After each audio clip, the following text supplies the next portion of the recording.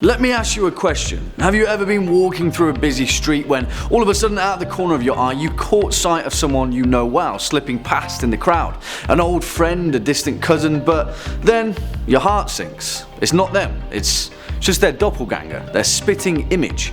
You see, it's a disposable phrase that we often use, a throwaway term of endearment, to let someone know that we were thinking of them. After all, there are only a certain number of faces in the world, right?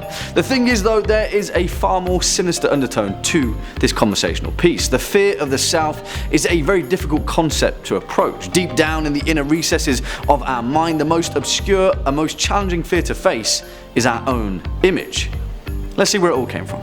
Hello horror fans, what's going on, and once again, welcome back to the Scary Channel on YouTube, Top 5 Scary Videos. As per usual, I'll be your horror host Jack Finch, as today we continue our Lore Explored series and take a look at the origins of the doppelganger. Roll the clip.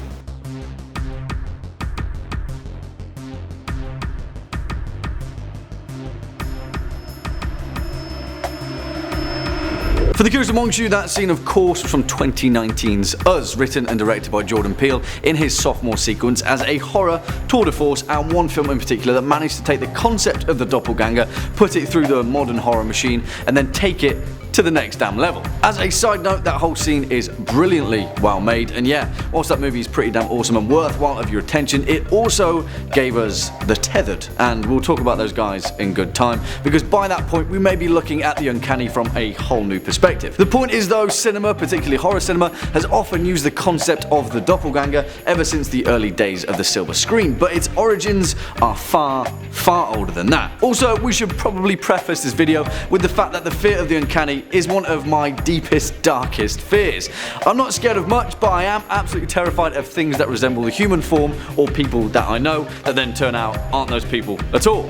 That goes for mannequins, cyborgs, and yes, clones. And also, sorry to anyone that is an identical twin, but you give me the heebie-jeebies. So yeah, let it be known that I'm facing my own fears. First and most importantly, we should probably approach this Lore Explored as we do with all others. After all, what's in a word? And if you're a fan of the King Killer Chronicles, then you'll certainly know that knowing the true name of something or someone is power enough, particularly if you know the name of the wind, but that's a story for another time. You see, the etymology of the doppelganger is as straightforward as you may imagine. The German language is remarkably efficient, and so it is a compound noun formed by the two German words doppel, meaning double, and ganger, meaning walker or goer. Literally, doppelganger means double goer, the non-biological spitting image of someone or something. Now, whilst the phrase was first coined in the German language in a novel written in 1796, which we'll get to later, the origins of it are older still. It is a function of folklore that has been disseminated since ancient civilization, which perhaps harkens back to the fact that the fear of the South is indeed hardwired into the human mind. Now, hold that point, because to understand the doppelganger we have to go back as far as possible, and interestingly enough we have to poke our head into the mythology of ancient Egypt. You see, in Egyptian mythology, and perhaps the first example of the uncanny, their ancient belief system portrayed the human soul as being split into several different components. One of those was Ka, which formed as a tangible spirit double which would manifest on the mortal plane and possess the same memories and feelings of their original counterpart. In the Greek princess, an ancient Egyptian myth that took place during the age of Pharaoh Seti II and presented a view of the legendary Trojan War, Helen of Troy found her own Ka manifesting without her knowledge, misleading Paris and subsequently ending the war. Now, useful, certainly, but it painted a picture of a human soul acting independently in the best interest of the whole. Interestingly enough though, that same function occurred again in an equally ancient belief system. In Norse mythology, a Vardoga, which loosely translates to soul watchman, was a ghostly double who would be seen as a sort of guardian spirit carrying out the actions of an individual before they had happened. Again, this would later occur in Finnish mythology, forming the basis of a figure known as an Etienen, a first-comer, an integral part of Finnish folklore that would later become a sort of premonition, a clairvoyant feeling of someone that was no longer present. And here is where folklore does what it does best and begin to take a primordial feeling or a concept and then layer it throughout many different cultures. You see, that same feeling and cluster of emotion evidently hung on a chord in ancient society. After all, in such a tumultuous time, it was only fitting that the widow of a warrior or the son of a bloodthirsty king would see ghosts of the past out of the corner of their eye. Although they perhaps didn't know it at the time, it is a psychological experience that has long lingered in the human mind. You see, the origins of the doppelganger are inexplicably tied to that of the dead. Later in Breton mythology, which includes Cornish, Welsh and Norman folklore, the Oncu is a familiar figure of this same paranormal feeling, a personification of death that would often take the form of the last person to die in a parish every year and then assume the duty of calling for the dead, a familiar face collecting the souls of the deceased. In the 19th century folklore compendium The Legend of Death, written by renowned Breton poet Antoine Lebras, he described the Oncu as the henchman of death, Obero Amaro, and he is also known as the Graveyard Watcher. They said that he protects the graveyard and the souls around it for some unknown reason, and he collects the lost souls of his land. The last dead of the year in each parish becomes the Oncu of his parish for all of the following year. When there has been in a year more deaths than usual, one says about the Oncu, "On my faith, this one is a nasty one." You see, if this feels familiar, that's because it is. The Oncu is formed on the basis of many other Celtic figures of folklore, the Banshee, the Wraith, in many other senses, the ghosts of tradition. In Irish folklore, it is the Fetch, a doppelganger often regarded as an omen depicting an impending death. It is one that is also often related to the Morrigan, the great phantom queen, Mór Roigan, that would occur as a shade of a warrior just before their death, leading them by the hand to the other side. And you see, this is perhaps the reason why the doppelganger has so often been tied to the fear of death. In folklore throughout Europe and the wider world, seeing a shade of yourself or a version of yourself that should not exist heralded your untimely demise. If you caught a glimpse of yourself or your loved one where they shouldn't be, it often meant that the spirit already had one foot in the threshold. In 1617, the English metaphysical poet John Donne claimed that on one fateful night whilst travelling throughout France, he caught a glimpse of his wife's doppelganger, where he claimed it to be a wraith roaming through the streets of Paris. Unbeknownst to him, that same night would be the stillbirth of their daughter, and 5 days later, his wife Anne tragically died from the same postnatal complications. And here is where we can bring it back full circle to the first written occurrence of the word doppelganger, although by now we should certainly take note that the term itself takes many different forms. After all, not everything is as it may seem.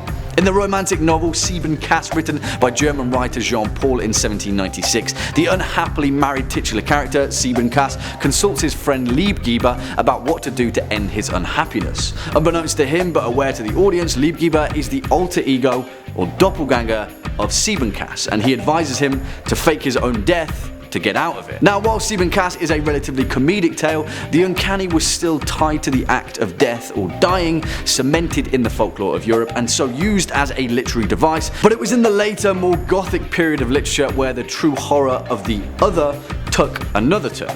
In the 1824-part drama Prometheus Unbound, Percy Shelley speaks of the character of Zoroaster walking through a vast and abundant garden and meeting with his own image. Although only brief, it laid the seed, and this narrative device was used far more abundantly by Shelley's lifelong friend, the notorious Lord Byron, who employed the figure of the doppelganger as a metaphor for the duality of human nature. Again, although Byron skirted around the truth of the form, it was an example of a far more ancient feeling. Fear of the self, an extension of the human mind coalescing on the mortal plane, the consequence of one's actions, the metaphysical manifestation of fear and desire. In 1815, in The Devil's Elixir, a novel written by E.T.A. Hoffmann and based on the gothic classic The Monk, a man murders the brother and stepmother of the beloved princess Auriel on her request, who then finds that his doppelganger has instead been sentenced to death for these crimes. After battling with his own inner demons, he goes to great lengths to free his own doppelganger, who then goes on a rampage and kills the princess. Consequence in action. Later in the 1825 work Tales by the O'Hara Family, written by brothers Michael and John Bainham, they talk of the fetches, the familiar image of villagers that occur throughout the twisting tales of proto-Gothic horror, this time taking a function of folklore and describing it on a larger scale. More importantly though, several decades later in 1846, the legendary Russian writer Fyodor Dostoevsky would pen one of his most remarkable novellas, The Double.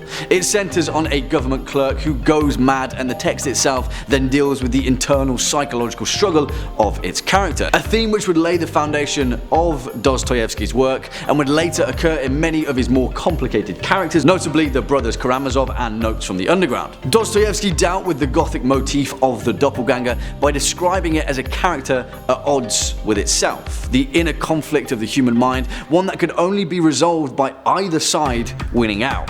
Which one would win would often be the vessel in which this horror was delivered, because, spoilers, but The Double has a far from happy ending. The point is, the 19th century was a period in the history of horror literature where the doppelganger truly found its stride by taking components of these tales of folklore and applying them to a far more psychological image, the uncanny, the mimic, the character who is far too familiar to be coincidental. In the 1913 German expressionism film The Student of Prague, this horror concept finds itself literally in combat with its own doppelganger, a visual demonstration of exactly what these 19th century writers were trying to portray. Later in 1970, in the Basil Dearden film The Man Who Haunted Himself, Roger Moore played a character whose doppelganger sprang into existence following his brief death on a operating table, who would then descend into madness trying to figure out if this doppelganger was indeed real or just a figment of his own imagination. And then, of course, in 2019, we come full circle, and we have Jordan Peele's Us, The Tethered, a mirror image of a family haunting the same family, the Tylers, each of them with a doppelganger of their own. Now, I certainly don't want to spoil any of the content of this movie, because if you haven't seen it, then you certainly should, but what Jordan Peele does in this film, like his predecessors before him, is take the ancient image of the doppelganger and give it a far more insightful meaning. You see, in 2019, in this strange new modern society and rapidly spiraling out of control technology, we are finding it increasingly difficult to look in the mirror and stare ourselves down. It seems that the truth behind our own doppelganger may be our most important fear to face. Well, there we have it, folks, our most recent entry into this Lore Explored series, and I have to say, I am increasingly enjoying it. And yeah, I'm still scared of the uncanny. What do you guys think though? Are you scared of the uncanny too? Have you ever seen your own doppelganger? Let us know your thoughts down in the comment section below. Before we depart from today's video though, let's first take a quick look at some of your more creative comments from our last entry in this series, The Necromancer. Frontal Lobe says, I think you're probably my favourite Jack clone out of all of you. Just saying. Oh, too soon, buddy. Too soon. Still scared. Still scared. Alyssa Fowl says, this was so well done that I watched it twice. Cheers. Twice? Whoa, why stop there then? Go for 3. 4 even. Alright, okay. 4 is probably a little bit too much, actually. Twice is fine. Thank you. Actually, once is fine, really. Thanks everyone. Well, on that note, unfortunately that's all we've got time for in today's video. Just stick around all the way until the end. If you were a fan of this video, or just top 5 scary videos in general, then please be a dear and hit that thumbs up button, as well as that subscribe bell, and I'll be seeing you in the next one. As per usual, I've been your horror host, Jack Finch. You've been watching Top 5 Scary Videos, and until next time, you take it easy.